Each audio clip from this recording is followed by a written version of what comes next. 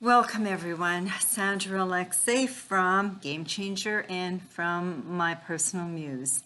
And I'm here today on April the 1st.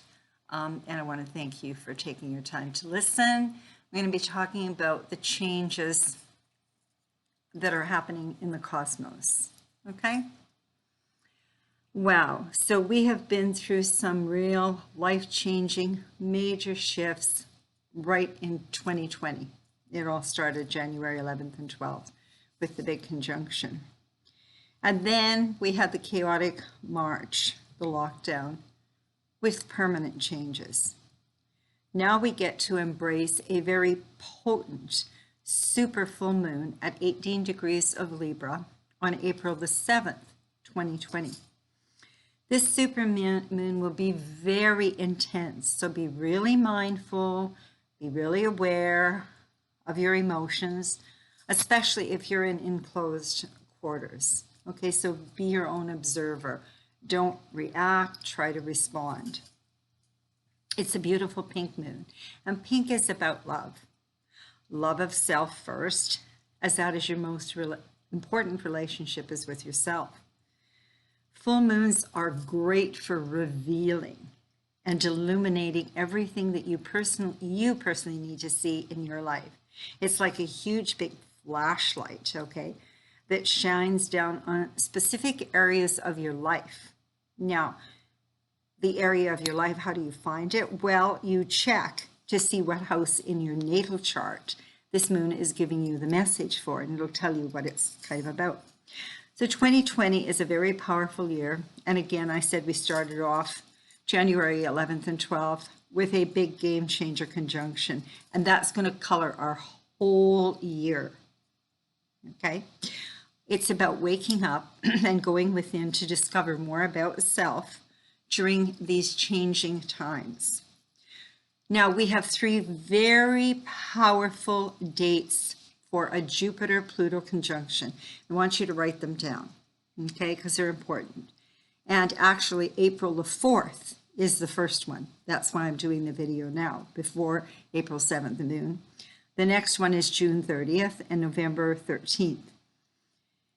The energies on these days, okay, will amplify anything that is hidden, okay? Anything that's hidden is going to be brought up for you to see. Sometimes you do not want to see it. However, you cannot avoid it this year, as it's all about facing everything so that you can be ready for all the incredible possibilities and opportunities that are awaiting you. Now, it can also be very fortuitous if you have been focused on creating what you're meant to create and working on self. Relationships are on the table, as Venus has a 4-month run in Gemini, which is about communication.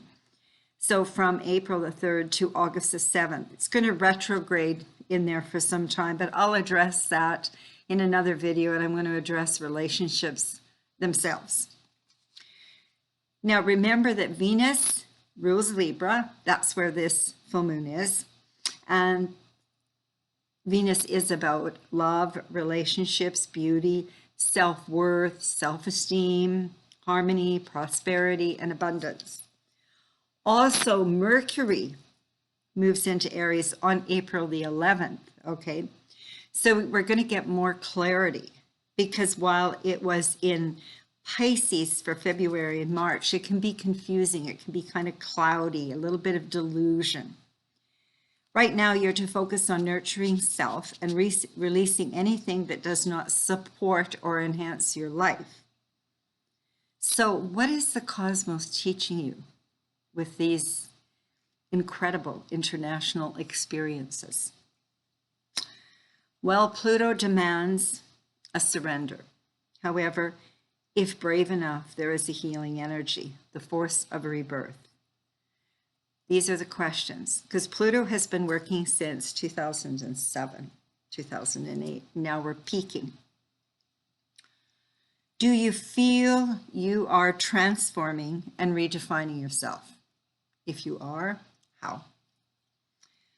Pluto's process of endings and plunges into the deepest, darkest areas of human psyche is where fear reigns and logic is absent. And so it must complete its course. So where has fear come up for you? What is the fear? And what can you do about it? Pluto demands that one recognize and give up that which is no longer relevant. So that's about releasing on this moon. So it is time to align and connect with the divine, with source, and with spirit. Okay? In 2020, we're collectively going through what humanity would call the dark night of the soul. But the promise of Pluto is that it will end just as soon as we transform or collectively we experience a rebirth, which is what this tragedy is bringing. Because people do not change their ways, their routines, their behaviors toward life and one another, Pluto sometimes uses a big hit. At least this is not a nuclear war.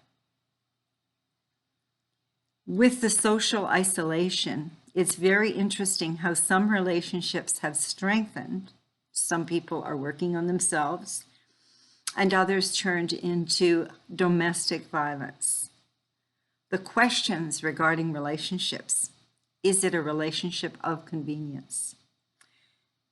You do not want to be alone. You want sex. There's a codependency. You want someone to take care of you, and they will do it if you do what they want, or for economic or financial convenience. The question: convenient for who? Okay. Libra, Moon Libra relationships. To ask yourself these questions for clarity, these ones. Where have I not been in my power? Where have I not seen something that I need to claim? Where have I held myself back because of social programming or kind of brainwashing or what I thought?